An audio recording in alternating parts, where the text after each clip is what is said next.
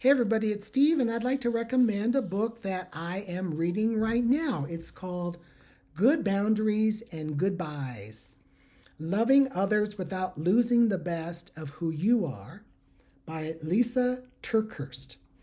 I hope I'm pronouncing her name correctly, but she has written a wonderful tool for people who are looking for health in their relationships.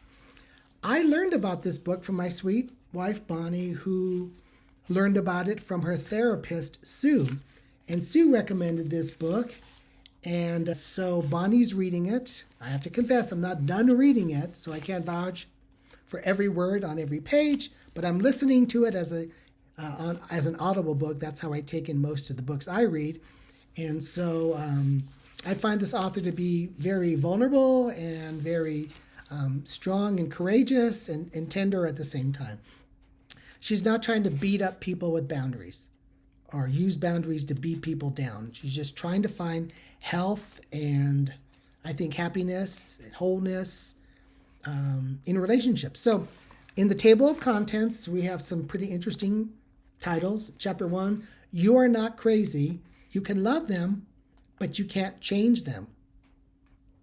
Isn't that an interesting thought for relationships? Chapter 2, Naming the tension that we've all been wrestling with.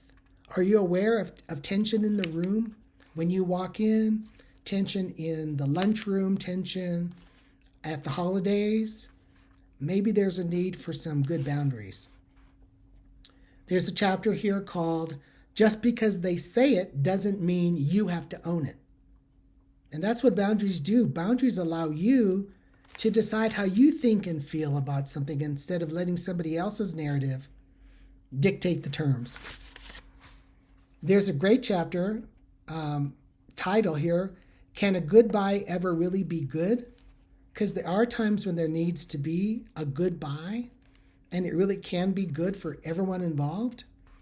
And finally, a chapter that I'd like to unpack with you a little bit, it's called I'm Not Walking Away, I'm Accepting Reality. And sometimes something has just changed. You've changed. The situation has changed. The relationship has changed. Maybe the dynamics of the workplace have changed and things have become more toxic. And you can't hang with the people who you used to hang with because they've bought in, and it's turning you into somebody, or it might, that you don't want to become. It's causing you to compromise your core values, and you just can't do it. And so sometimes you have to accept a reality that somebody else has walked away, and when they have, you might need to kind of let them. I am turning into this book, page 178. She talks about some examples of where there might need to be some good boundaries, at least, and perhaps even some goodbyes. Say a neighbor or a roommate keeps borrowing your things, helping themselves to your things. That at least requires good boundaries.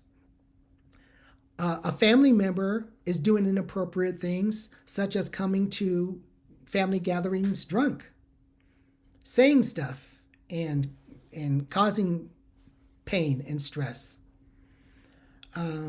A friend is making unrealistic demands and then making you feel guilty when you don't comply.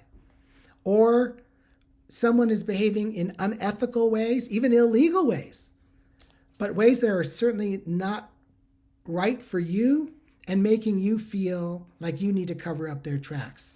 These kinds of dynamics in relationships call for good boundaries. And the author provides some real specific and concrete guidelines for that.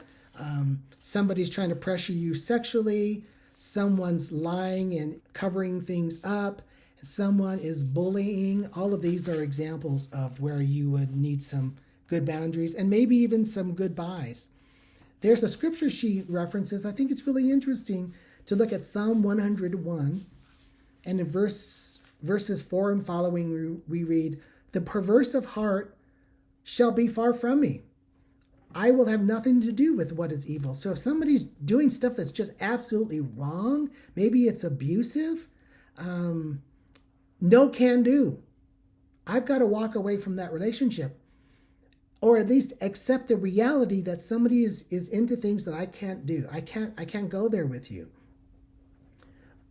Psalm 101 verse 7, no one who practices deceit will dwell in my house. No one who speaks falsely will stand in my presence. You know what? I just can't go for lying, and I can't go for liars, and I can't have a relationship with somebody if it's built upon deceit. If I can't believe what you say, I can't trust you, we can't have a relationship.